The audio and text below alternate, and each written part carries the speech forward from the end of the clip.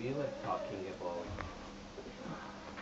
the Samprajñata Samadhi, a state of quietude with positive total awareness of the inner operations of our minds.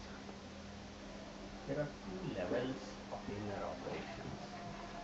One is the purification operation, and another is the operation of an experience of positive things that are inherent in our nervous system.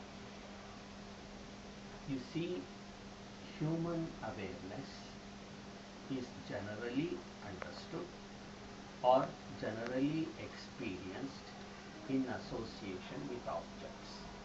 I see, I hear, I feel, I know. This I know everything comes because of our interaction with external objects. So we are very much familiar with the external objects.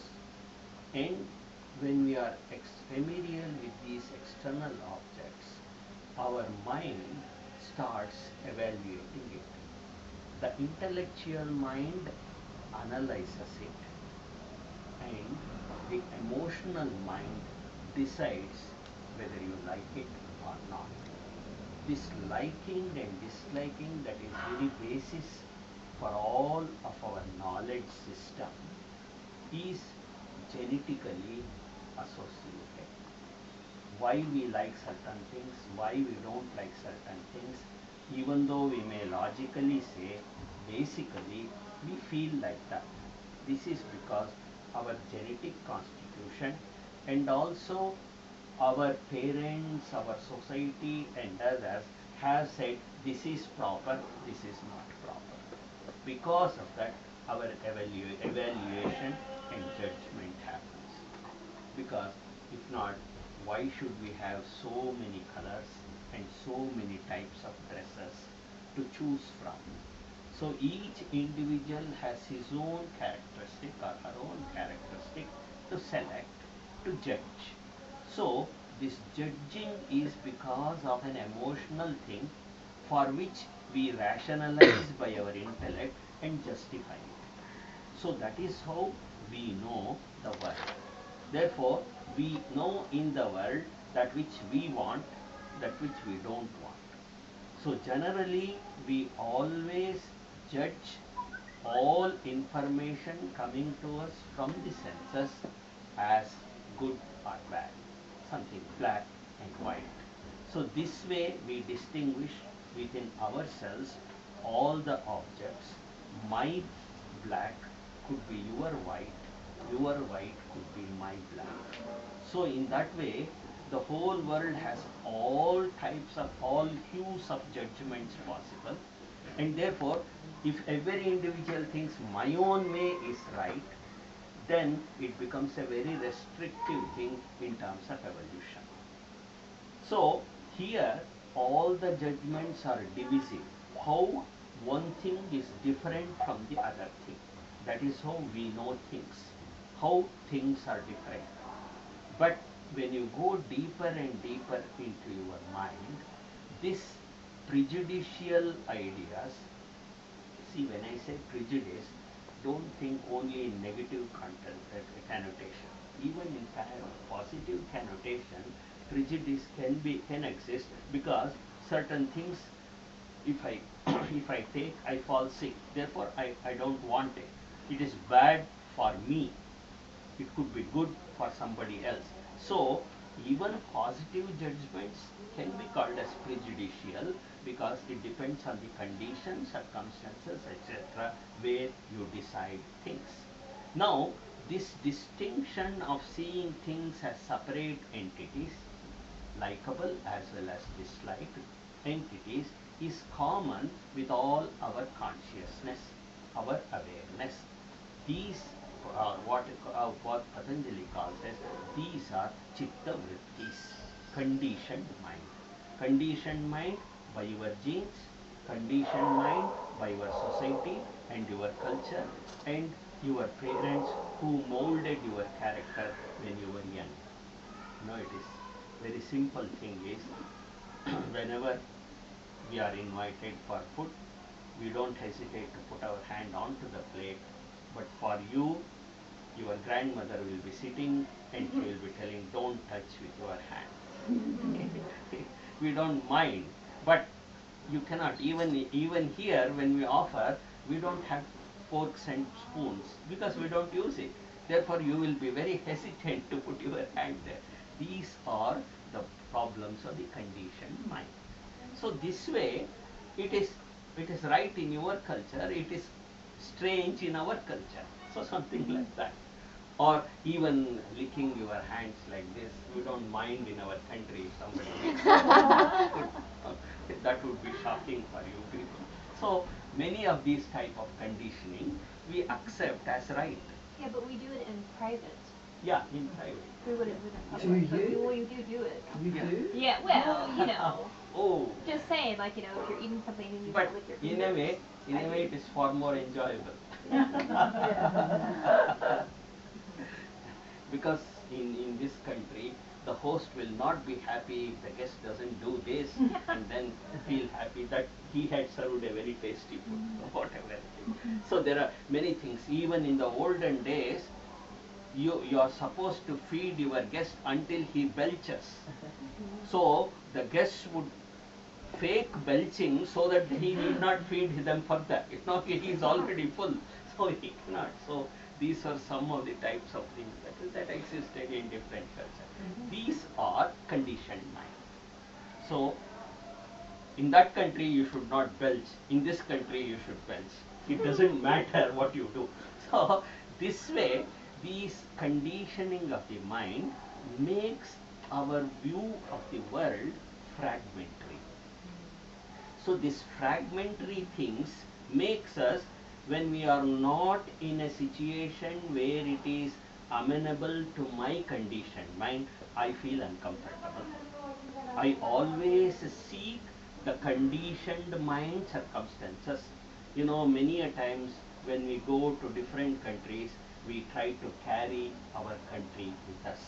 We want our own soaps, our own dresses, our own type of toilets, what else we prefer, instead of choosing the other one.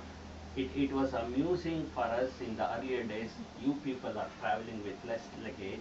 In the olden days, particularly Americans would carry the whole country with them to this country because they were afraid without that they cannot live here. So that flexibility was not there. So when you practice yoga, you find first of all the differentiation, the barriers of seeing fragmentation becomes thin or becomes flexible.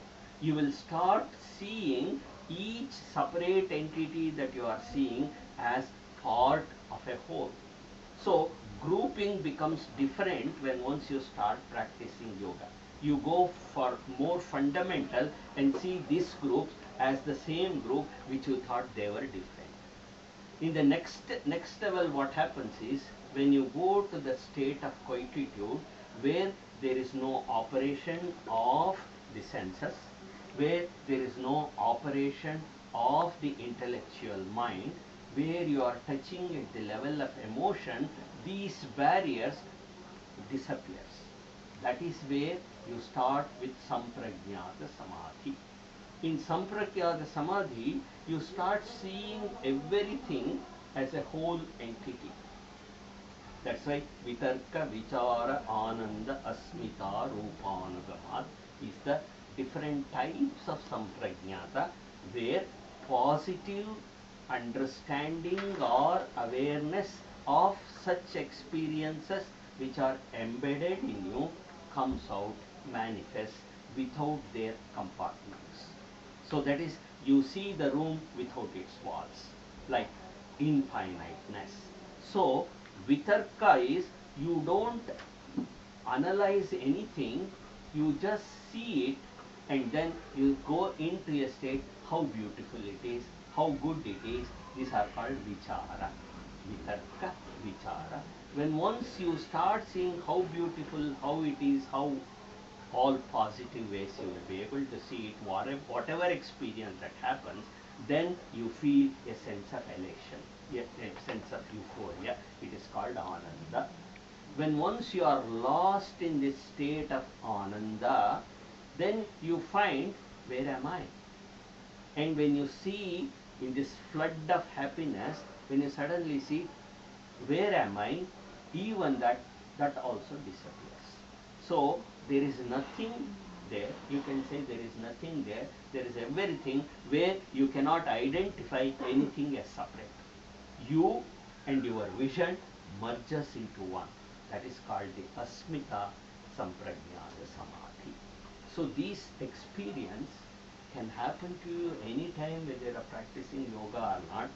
When once you go to a very beautiful place, or when once you go to a beautiful sunset or sunrise, if you sit on the beach seeing the ocean's movement, and certain times you forget yourself.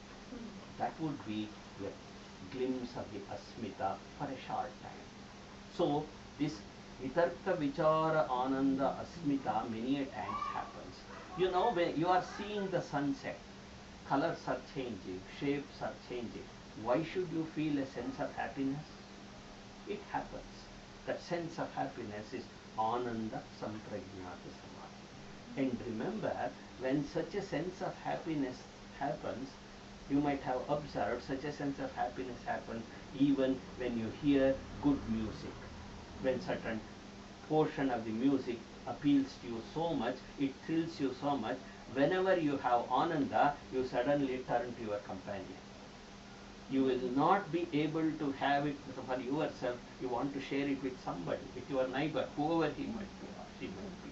So that sharing also happens because of asmita comes into operation in a very fine way. Now in asamprajnata samadhi, when you have practiced yoga and have gone into it, it becomes total. There, this going in and coming out will not be there. Totally staying in happens. This why going in and coming out is happening to us who are not practitioners of yoga is because if going in is set a state of quietude, the body is afraid to stay there, because it hasn't habituated itself to a level beyond it knows in ordinary living, like breath rate, heart rate, everything has to be there. It is afraid when there is, because you know in this samprajnata samadhi level, there is very little breath, almost nil. You have breathed out and you have forgotten to breathe. At this level, body thinks I am dying, so it just comes out. So because of that going in and coming out, to the body to assure itself that it is still alive, it breaks your samadhi state. Whereas when you consciously practice the Ashtanga system and also asana, pranayama, dhyana, you have made the body to accept lower levels of functioning and assure it that you are not going to die even if there is no breath. So that when that experience happens, that you will be able to have this samprajnata samadhi longer and longer period. So that is how the whole state of affairs is, because my existence I identify because I am with others. I am associated with objects.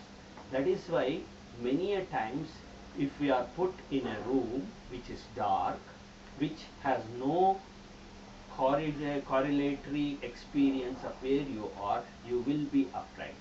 Suppose if you are put in a dark forest in the night, which is alien place to you, or even in an alien room, you will start being afraid because you don't know how to defend yourself in case of something happens to you. This is the basic fear, that basic fear of death. This you confront in the state of practice of yoga at one level, and when you cross that, you are in the samprajnata to asamprajnata samadhi. In samprajnata samadhi, you are still associated with your experiential objects. there even that disappears, and if you are not afraid, you can stay there for a long time possible.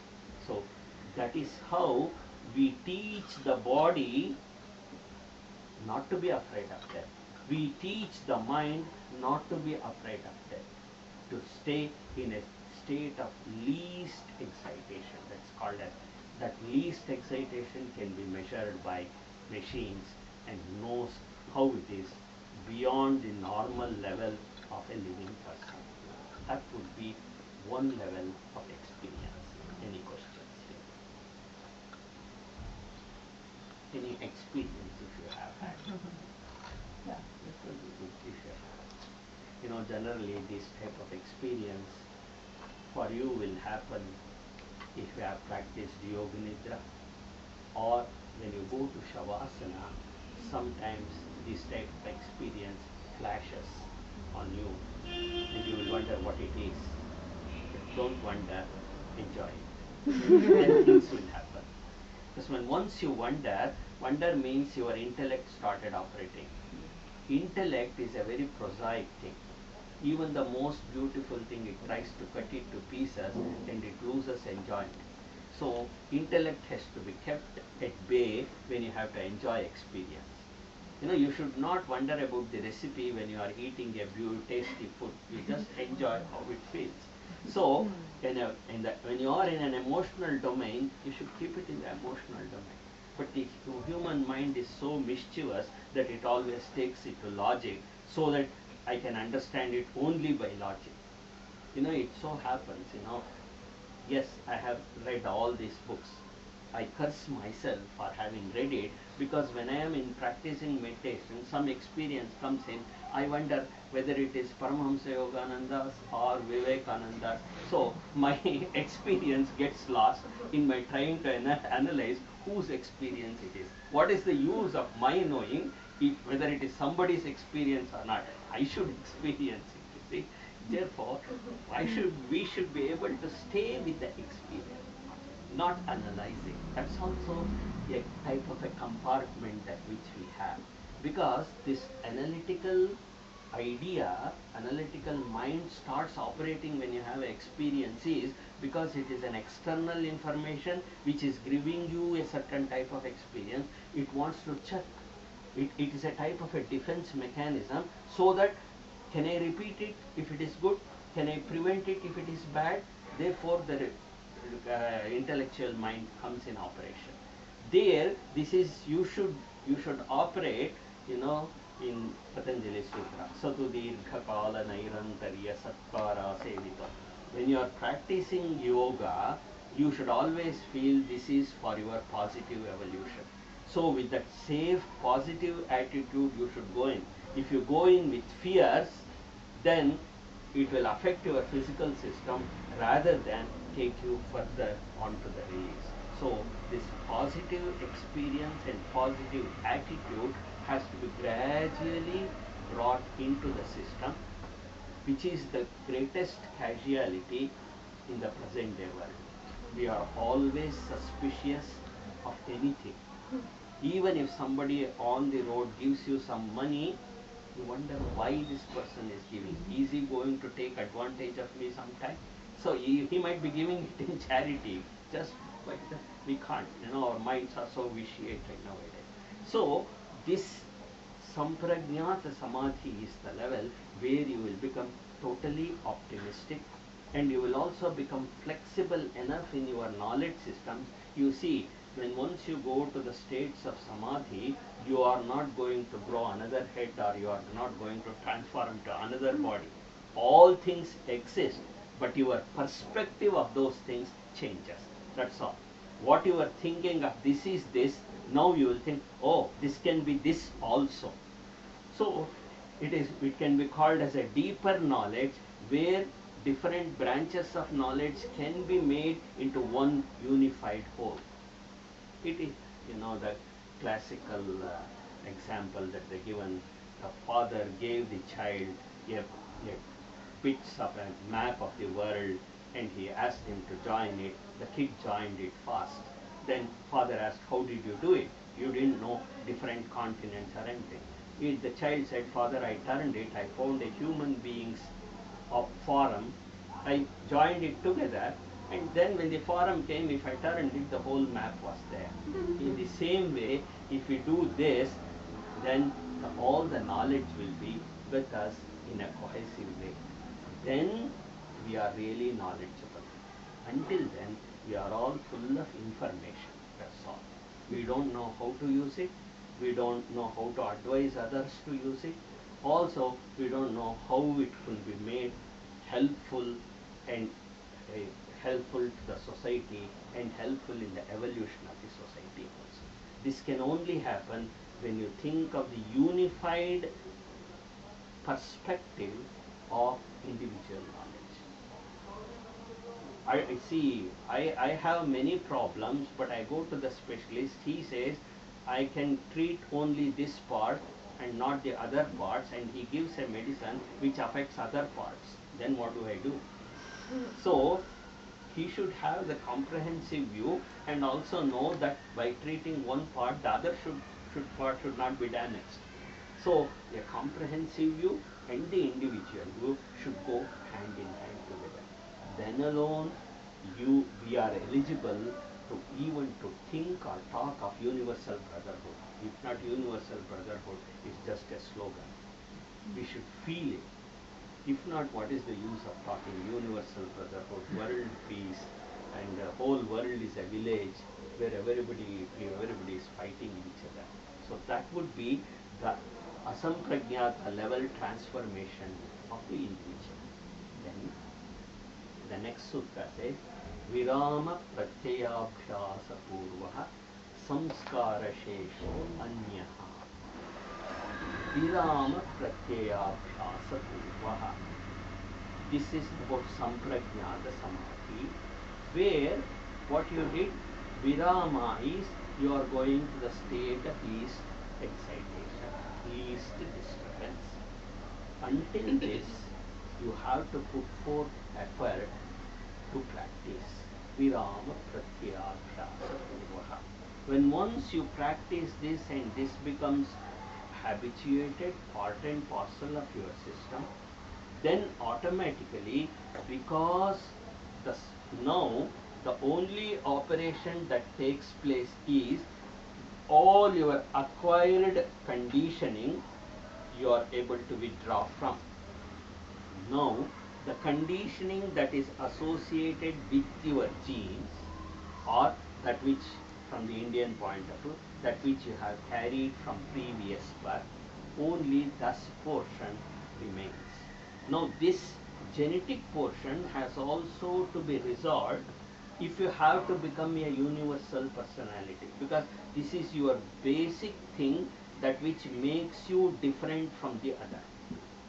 So, you have to know why you are different from the other, and why you are different from the other is their samskara, samskara shunya.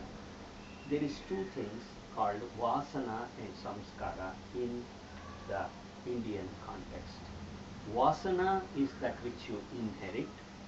Samskara is that which gets modified according to the place and time in which you are in. Vasana is by birth. I am inclined to take sweet things, and my mother uses that my weakness towards sweets to bribe me to get trained into do something else. So that is samskara. This is vasana. So here now you come to the vasana level, and therefore you will know these are my vasanas. This can be tempted. This can reduce me into a confined person than a universal person. When once this samskara shesho anyaha, when even thus becomes dormant, you don't eliminate it. All those become dormant, you can even detach from this genetic structural operation of your mind. That is called asamprajnata samadhi. Patañjali never gives negative statements. Asamprajnata samadhi is there is no awareness, there is no consciousness, anything in operation. they all become dormant, and therefore you will experience the basic universal level of I. Remember, the I, if you call it as a soul, I don't have any objection. This I is the one which operates through this body to know, to understand, and also to enjoy. So this I, what is its tool? Its tool is awareness or consciousness. This awareness and consciousness is being used by it to go out, to enjoy, to analyze, to plan for the future so that your enjoyments can be better. So all these things are done through the tool of consciousness by this I. This consciousness has, as I said yesterday, has three aspects: sattva, rajas and tamas, and these combinations are also has to be quietened down when you go to the asamprajnata samadhi. Therefore, you don't distinguish consciousness because it is not changing, because you know you can recognize an object as an object in comparison with others. Without comparison, it's very difficult for you to recognize one thing different from the other. How can you recognize a drop of water in the ocean or in a glass of water?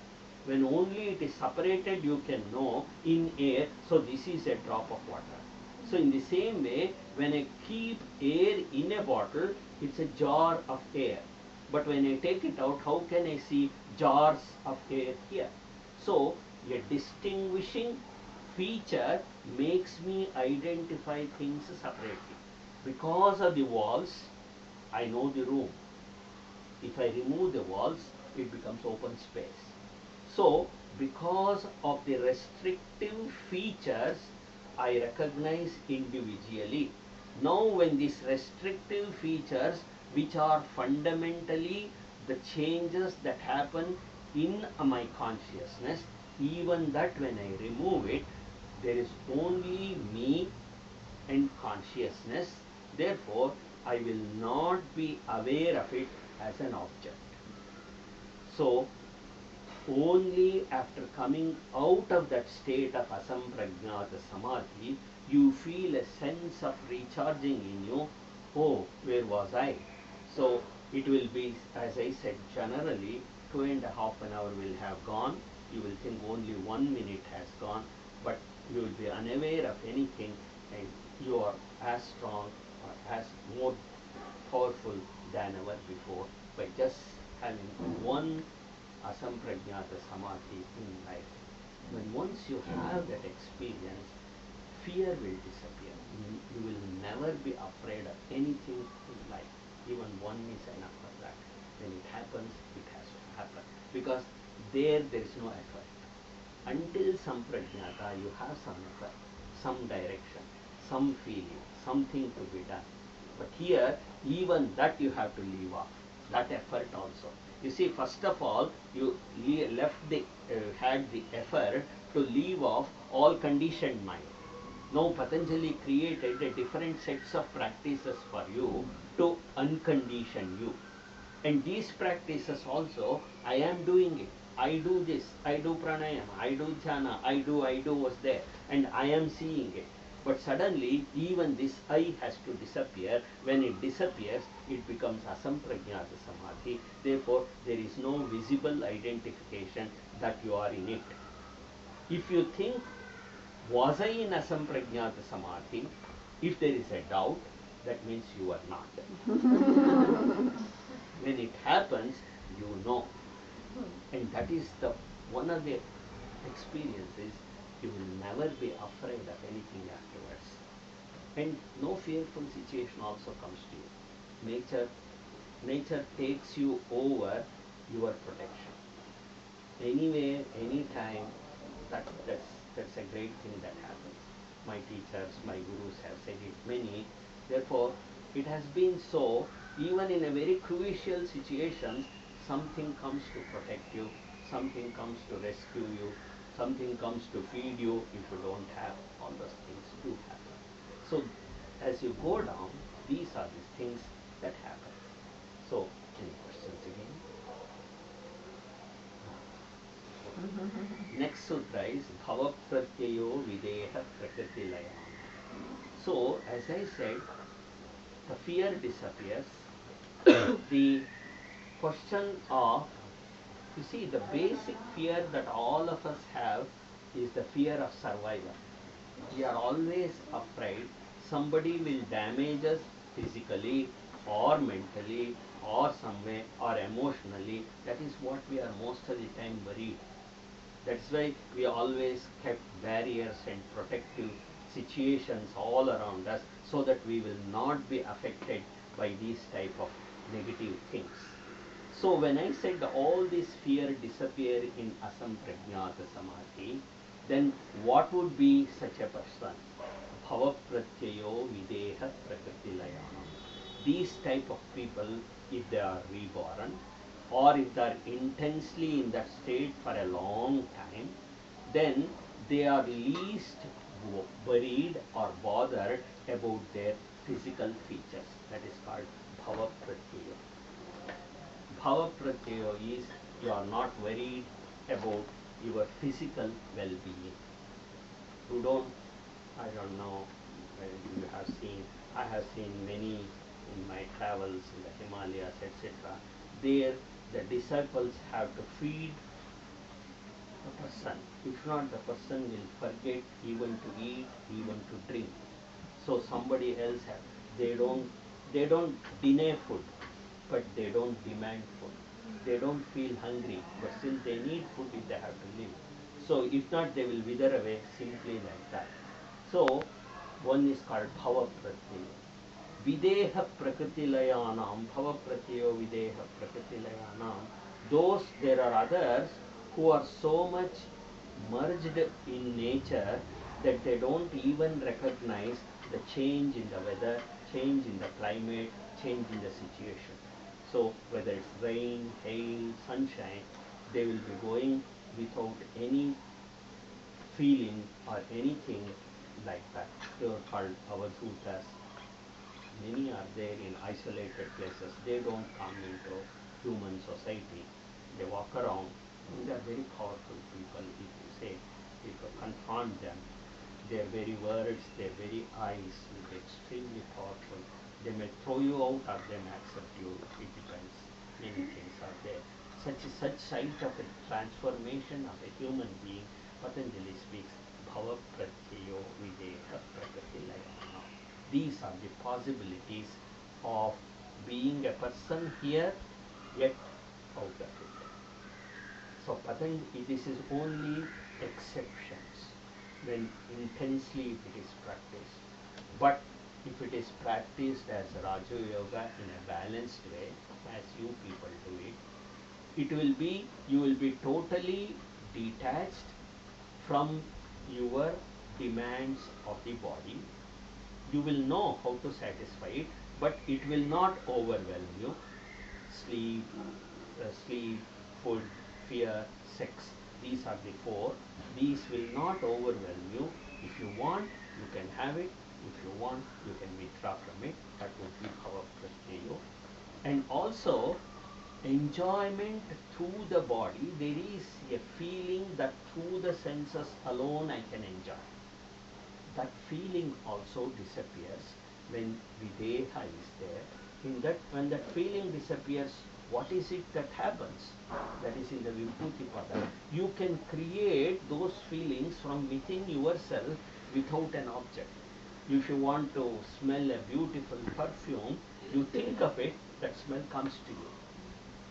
Those in the third pada he speaks. You want to hear beautiful music, you just close your eyes and put your attention into certain part of the body and you will hear whatever type of music you want to hear. So this is called videha, that which is an experiences, that which is not dependent on the body. Prakriti layana means you are totally, all these desires are not there, you just walk through life like a wind, like water, like sun, without any need for yourself, and you are totally for everybody else. If somebody asks, you will do it. If somebody does, if you, I don't know how much you have read, if you should read Swami Rama at the feet of the Himalayan masters, and those you will see how many types of siddhis he encountered by different masters. So it is, they lose all the distinction. You know, one of the most funniest would be, as I remember, Swami Rama means they go to an aghora, a particular type of a yogi, they are called aghoras. They live in cemeteries, they eat dead bodies, they don't mind what they eat, nothing. So they go to him, and Swami Rama is accompanied by a very scholarly Brahmin Pandit. You know, they are vegetarians totally. Then they go to him, and then it becomes night. So the Aghora says, oh yeah, I have to feed you. He goes there and takes a skull, and the brain is there. He just cooks it and offers it to the Brahmin, and the Brahmin is shocked. Then how can I eat it? Oh, you are a Brahmin, I forgot. He covers it, and then he makes it into rasagulla, that, you know, that sweet made out of milk. Now you see, you can eat rasagulla, and no objection. He said, for them, creation is nothing but all are natural. Where is the distinction between this and that? Whatever is available, you convert it to the way you like it and take it. That is their argument. So it is possible at that level, not at our level. So there the total distinction disappears.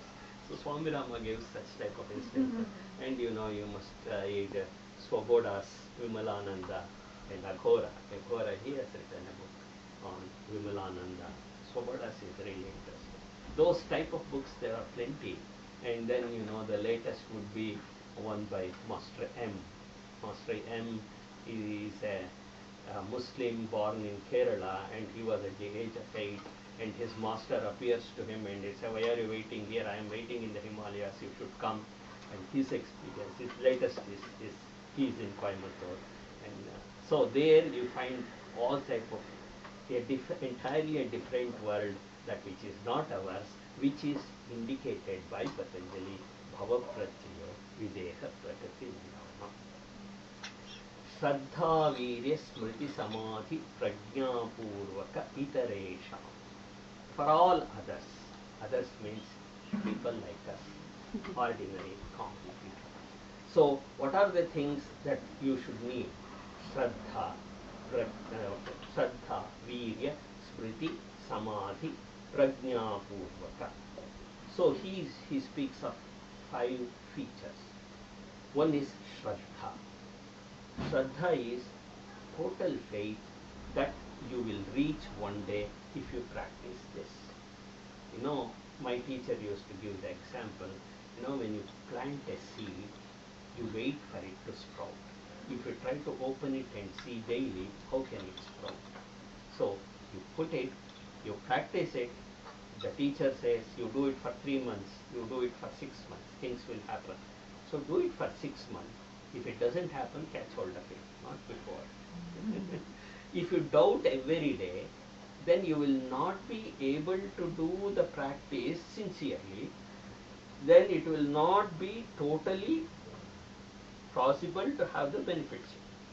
Now if I say you have to do Padahastasana like this, every time when you rise, will it happen, will it happen, will it happen, how can you attain it? So you have to have the faith. At least it is like you asking the swimming instructor to prove when you fall into water that you will be able to swim while standing.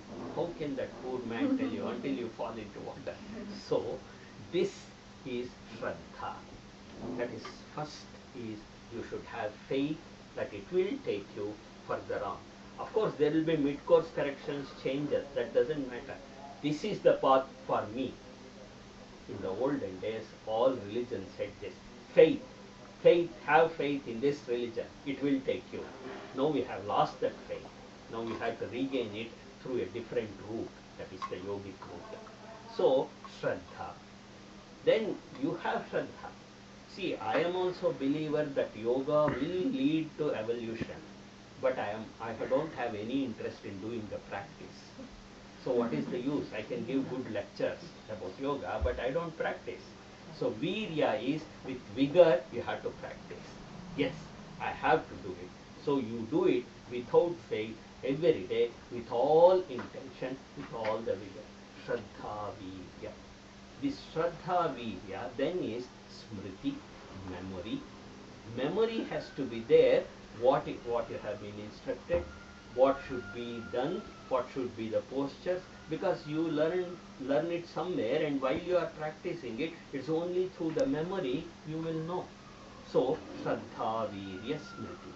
And when these three come together, there is a sense of contentment, because you know you are doing it properly, you don't have any doubt. So the samadhi is also exists. Shraddha, Virya, Smriti, Samadhi, Prajna Purvaka. Prajna is awareness. So at every point awareness should be there. In your Shraddha you should be awareness. In Virya awareness should be there. In Prajna awareness should be there. Everywhere awareness should be there. If not, it will not be full. If you do it mechanically, then it will partially succeed but not totally.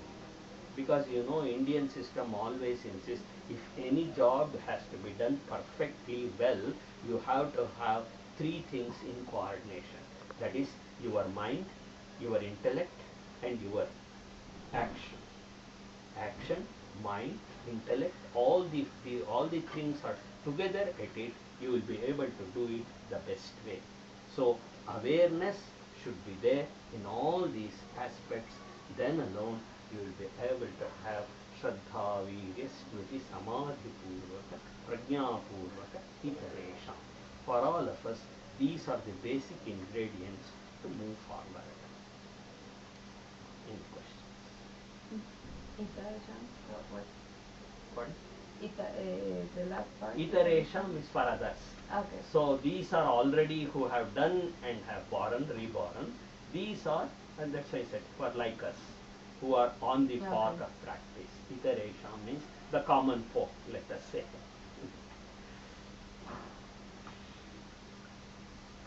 So shall we finish? Hari